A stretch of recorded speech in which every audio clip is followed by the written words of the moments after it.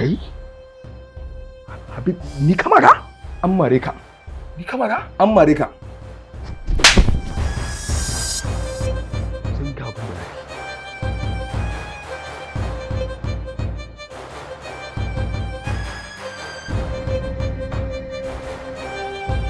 Habib, ka bani hanya na wuce gidanmu zan tafi.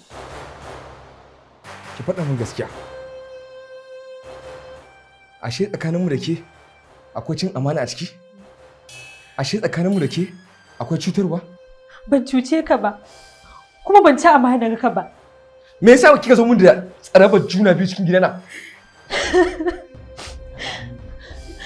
Don Allah ka bar ni na tafi. Ba zan yarda na zauna ka ci gaba da cin mutunci na ba.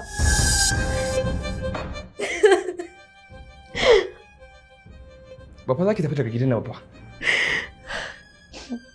Ya kake so na yi? Ki faɗa min gaskiya kawai. Wane ne uban wannan cikin da ke jikinki? Wallahi babu kowa. Ka yarda da ni. Ba zan yarda da ke ba. Kawai ki faɗa min gaskiya. Kuma komai zai faru yau sai kin yi magana.